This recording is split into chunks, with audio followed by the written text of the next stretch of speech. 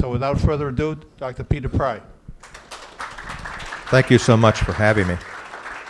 Could we bring up the first view graph? Me too. Well, this is. I think I've got 20 minutes, and I'm going to keep it. I want to keep it short, so I'm going to just breeze right through this very quickly.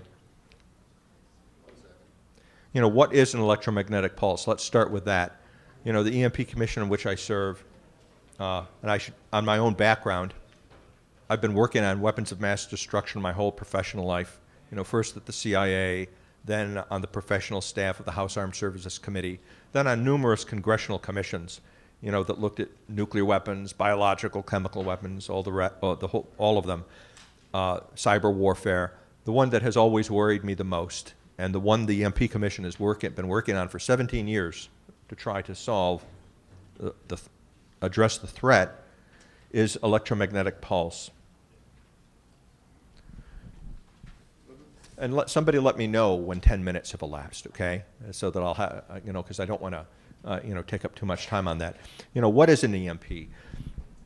An electromagnetic pulse is basically a super energetic radio wave that's got so much energy in it that it can destroy electronics across a huge area. The sun can make an EMP. We're concerned about a once-in-a-100-year solar superstorm like the 1859 Carrington event, which, if it were to happen, would destroy electronics across the entire world and put billions of lives at risk. NASA estimates the likelihood of that happening is about 12% per decade. What is an EMP again? Super energetic radio wave might not mean much to you. Let's use a different analogy. I'm sure everybody in this room has had the experience of driving down the road with your radio on, and then you pass under a high power line, and suddenly the radio doesn't work anymore. You come up on the other side of the power line, and the radio works again. You've just entered an electromagnetic field and exited it, and it has disrupted your radio temporarily. Now, let's use our imaginations. Let's imagine that electromagnetic field is a billion times more powerful, so that it doesn't just disrupt your radio, but it destroys your radio. The radio actually explodes when you drive into the electromagnetic field, and the car stops. It won't work because all the electronics in the car are destroyed. You are not harmed because the electromagnetic field just passes harmlessly through your body, but all the electronics are dead. Now, imagine that this electromagnetic field that can destroy the radio and stop your car, is not localized to that power line, but it's so big that it covers all 48 United States, most of Canada, and a big chunk of Mexico, like that outer ring. That's what you can do with one nuclear weapon, detonate it at 300 kilometers over the United States. You can create an electromagnetic field just like that will destroy all the electronics within the field. And we are an electronic civilization. We can't live without electricity. Everything, transportation, communications. That's the outer ring that shows what these rings represent is the higher and higher up you go with a nuclear weapon, the more and more territory you cover with this electromagnetic field that would destroy everything. And as Cindy Ayers mentioned in her briefing, the commission estimates that if we had a blackout in this country that lasted 1 year, we would lose up to 90% of our population, someplace between 2/3 and 90% of the population. We did the calculations. We tried hard to figure how could we save the people. But, we're an electronic civilization. Everything, communications, transportation, food, and water depends directly or indirectly on electricity. And we don't know how to feed 320 million people or keep them alive without food and water.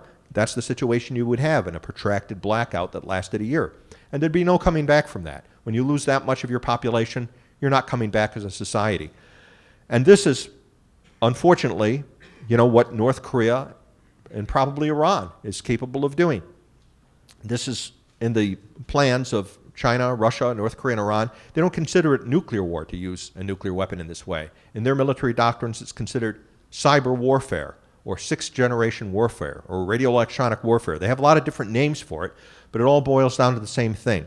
A combined arms operation that uses cyber attack, physical sabotage, like select commando teams going in to shoot up transformer substations, and non-nuclear EMP weapons. Now we can bring up that next one. That's an example of a non-radio frequency device. It's not an actual weapon, but it could be used as a weapon. Because you can do this with a non-nuclear weapon, has a much shorter range, and and ultimately nuclear EMP attack. Now, let's skip forward to, this is about a crisis we had with North Korea. Let's go all the way, go back to that other view graph. North Korea may already be setting us up for this. This is the track of the KMS-1 North Korean satellite, but that passes over us several times a day.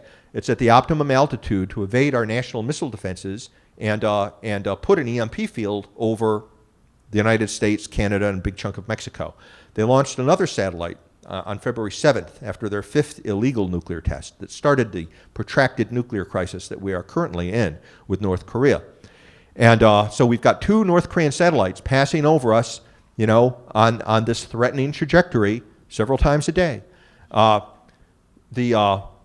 Let's go to the last view graph. Let's skip past all this stuff and go to the last view graph.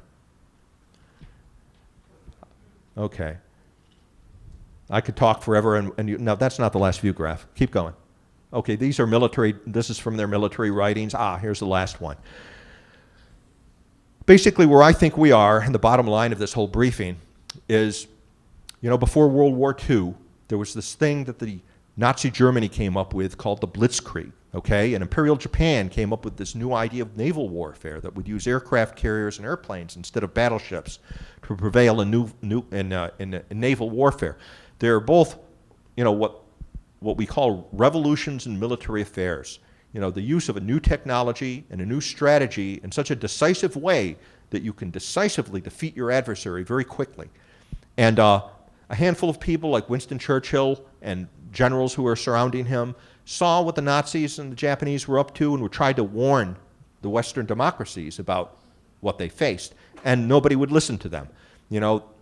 People thought the next war is going to be fought the way the last war was fought. After World War I, they thought it would be madness. Nobody could possibly want to go to war, so they were ignored. And the Blitzkrieg fell upon us, and World War II happened, and we nearly lost it. And the only reason we won it is because 60 million people paid with their lives so that we could learn to fight a better Blitzkrieg than the Nazis and learn to defeat the Japanese aircraft carriers.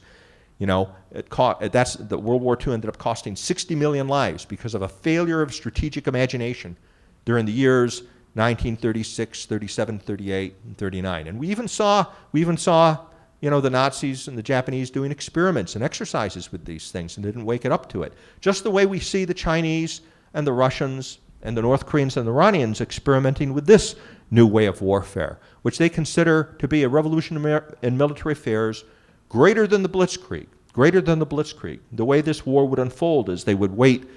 They're not attacking our military forces directly. The idea is to attack our electric grids, okay? Because the electric grid supports everything. As I said, we're an electronic civilization.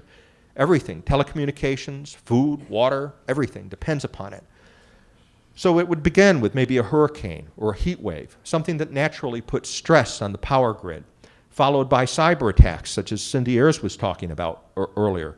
Then kinetic attacks, small handful of commando teams that go in and attack control centers, EHV transformer substations, trying to get that grid to go into protracted blackout. This would also include non-nuclear EMP weapons. U.S. FERC did a study that was reported in the Wall Street Journal. If you knew which 9 EHV transformer substations, 9 out of 2,000 to attack, you could put the grid into a protracted blackout for a year. And then the ultimate is the nuclear EMP attack. The nuclear EMP attack is the ultimate cyber weapon in their view. And let me emphasize again, if I haven't told it already, when you're doing a nuclear EMP attack, this isn't considered nuclear warfare by them, because the weapon detonates in outer space, above an altitude of 30 kilometers. It's so high, and it's in the vacuum of space, so there's no blast on the ground, there's no radiation, no radioactive fallout, no thermal effects, none of the other things you usually associate with a nuclear weapon. Just if you were standing on the ground, and it directly beneath where it went overhead, where it detonated overhead at an altitude between 30 kilometers and 300, you wouldn't even hear it because it's going off in the vacuum of space. The one thing that happens is this powerful electromagnetic field that gets generated over the whole United States. And with that one weapon, you could basically knock the props out from under our civilization. And notice the timeline on this thing. It's 24 hours. 24 hours to basically take out the critical infrastructures and achieve a victory so that one civilization can replace another in the course of a day. So there'd be no coming back from this Pearl Harbor, no recovery from this. That's why you need to be prepared. We need to harden the grid ahead of time. And the good news story from the EMP Commission was that, there's no excuse for us to be vulnerable to this threat. We have known for 50 years how to harden our military systems against EMP. We have just never did it with the civilian systems. And for 17 years, the EMP Commission has been trying to convince Congress to follow the plan we developed back in 2008 and put in the surge arresters, the Faraday cages, the blocking devices to harden the grid. This would protect us not just against the nuclear EMP attack, it would protect us against the rare geomagnetic solar storm, although we're overdue for a solar superstorm. NASA estimates the likelihood of a Carrington event is 12% per decade, which virtually guarantees that within the lifetime of our children or our grandchildren, they will experience a worldwide EMP from a Carrington event. It would protect us against the non-nuclear radio frequency weapons. It would protect against cyber, physical sabotage, even hurricanes and tornadoes, that would cause overvoltages and the like would be improved from these day-to-day threats as well. But we haven't, as a society, been willing to do it. Now, how much time do I have? Does anyone know where? Oh, okay. Well, I won't keep you very long. I don't want to stand in the way of liberation here. Now, what I've told you up to this point, is the official view of the Congressional EMP Commission, okay? Now I would like to, what I'm going to say now, these are my personal views. I wanted to stand back from a 20,000, because I didn't really want to talk all about EMP and focus on that. That's sort of our failure to protect our society against this is a symptom of a larger civilizational failure, I think, that we're going through. I'm in my 60s now, and in the course of my life, I've seen our government and our society change in a way that's very disturbing to me. It used to be when I was growing up and when I was a young man, government was really competent, and you could have confidence in it. It seemed to be able to do things. I didn't live through World War II, but my parents had. And, we were able to, our society was such that we were able to organize victory against that blitzkrieg that I just described. We went from having virtually no army and a very small navy, an unprepared navy, and we were taken by surprise by naval warfare, the carriers and blitzkrieg, and we were able to beat Nazi Germany and Imperial Japan. And that was really a miracle, a military miracle if you look at it and you study that war. And what a difficult thing. But our government was competent enough to do that. And then after the war, during the war, we invented the atomic bomb in 3.5 years. We created atoms for peace and found ways to harness it for peaceful purposes. We built a national highway system that was greater than that of the Roman Empire in a few years, 50,000 miles of highways that connected the country and changed it and made us very economically prosperous. The computers were invented. We sent a man to the moon. It's amazing what that great generation did, what they were able to do. And now, here we are. We can't even get them to do common sense things. That great generation would have hardened the grid, and I wouldn't have to be here today. They would have done it, made it happen. We can't even make a website for Obamacare that works anymore. The U.S. Army, you remember when they spent $500 million to train a free Syrian army of 50 men? 50 men, $500 million, and most of them defected to ISIS. Our intelligence community this summer, has proven to be just a disaster. The commission has been warning that we've been underestimating the North Korean nuclear threat, that the North Koreans probably have got ICBMs that can reach the United States, that they've probably got EMP weapons, that they have reentry vehicles and all that. The intelligence community, just 6 months ago, was saying, well, some people were actually saying that the ICBMs that they were parading were fakes. They weren't real ICBMs. And others were saying, well, if they are real ICBMs, they could only hit Alaska and Hawaii, not the mainland United States. And even if they could hit Alaska and Hawaii, they don't have reentry vehicles, and they couldn't miniaturize a warhead to fit on the missile yet. And all of that has proven to be untrue. In the course of this summer, the demonstrated that not only do they have real ICBMs, but they can reach at least as far as Denver and Chicago and probably could hit the whole United States. Plus, they actually do have reentry vehicles, and not just for atomic bombs, but for a hydrogen bomb. And they successfully tested a hydrogen bomb. We were told that they would be years before they would get a hydrogen bomb. And they successfully tested one on September 3rd. And then they said the hydrogen bomb could be used for a nuclear EMP attack, a super powerful EMP attack. And 2 days after that, on September 4th, they released a technical report, that accurately described a super EMP nuclear weapon. Our intelligence community, that we depend upon for our survival, is obviously getting it incredibly wrong. I think this has profound implications for the Iranian nuclear threat.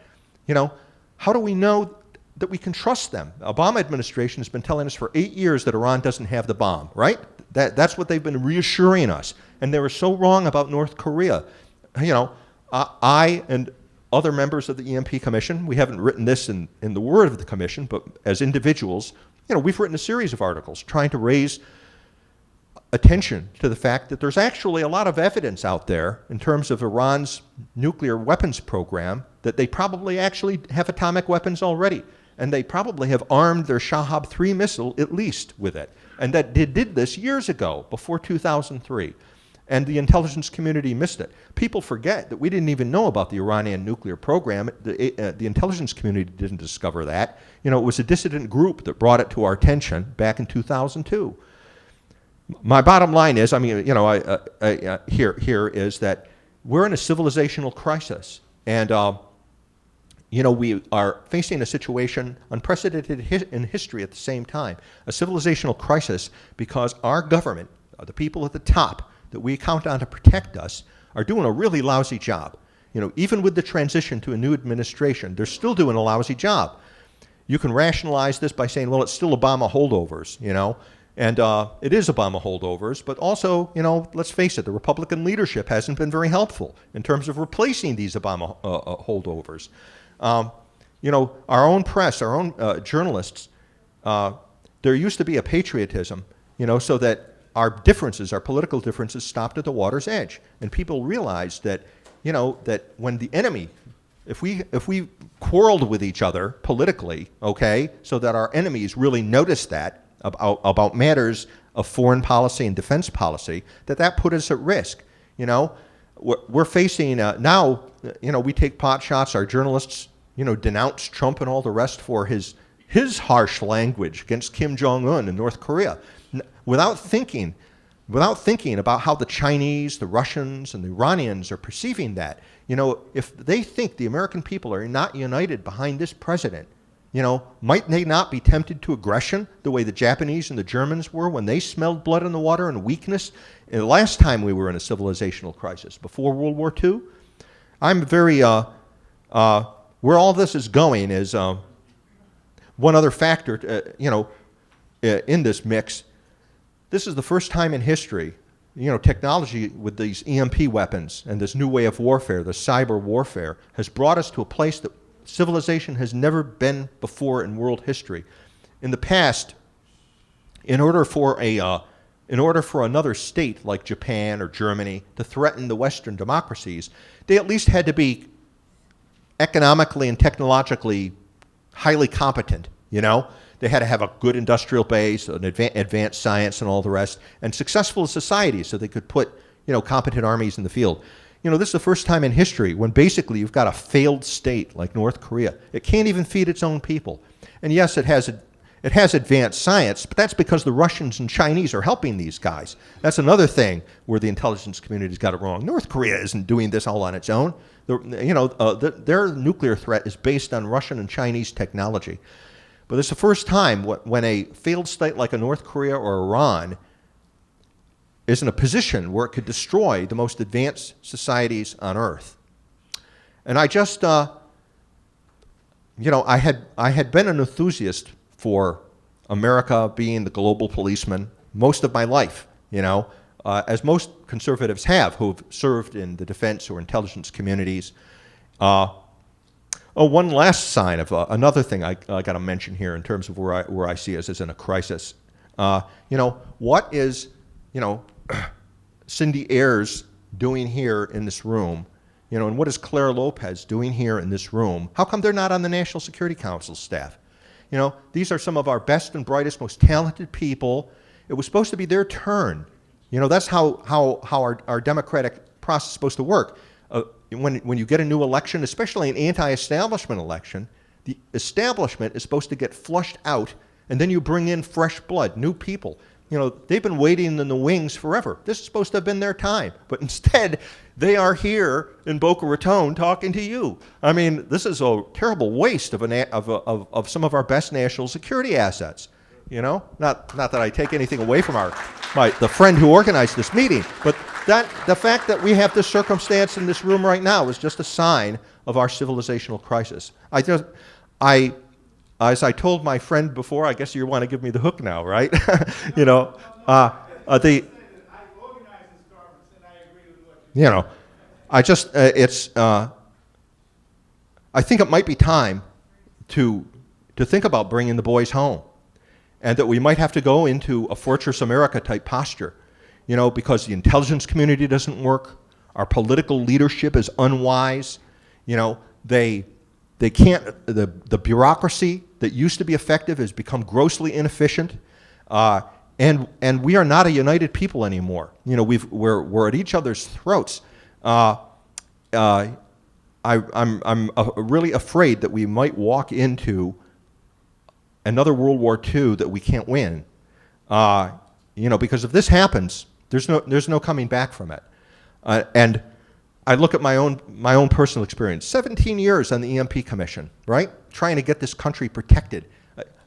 When it actually started before the EMP Commission. In 1995, when I left the CIA, I first started talking to members of Congress. When I joined the professional staff of the House Armed Services Committee, I told them about this thing called EMP. And there was a lot of interest. And I thought, this is great. In 1 year, you know, we're going to get the country protected. We'll pass a bill, protect the grid against EMP, and move on to something else. Here it is, 2017. I've become an old man, you know, haven't been able to move the system. Even though our best and brightest have been advising our Congress to do it, they won't do it. And here's the kicker, you know, and this will sound like sour grapes now, but I promise you it isn't. It's an objective assessment of just another example. But in the EMP Commission itself, all right, has been discontinued. It's stopped as of the 30th of September, all right? The very month that North Korea successfully tests a hydrogen bomb and then threatens us with an EMP attack, the reaction in Washington is to disband the EMP Commission. I mean, this is something's obviously stinks in Denmark and it doesn't work well. I have all kinds of explanations as to why it has to do with lobbyists and all the rest. But the bottom line is, you know, we can't trust these people with the lives of our children and our grandchildren. You know, these guys are not Truman and Eisenhower and Kennedy and, you know, Ronald Reagan is far in our past. Even though I admire Trump and I support Trump, you know, he is surrounded by people who are not Trumpian, all right? He's surrounded by establishment people. And these people are doing the wrong thing and leading us into a disaster. You know, so again, these are my own views on where we are at this time in 2017, you know, a few days before Halloween, and you know, not the official views of the Congressional EMP Commission. But the system is what it is. You know, I have to urge us to continue trying to protect against cyber and protect against EMP. But just the fact that we have to be here, you know, begging the people, the grassroots, to help us do the right thing is really a bad sign. Really a bad sign after 17 years and a new administration.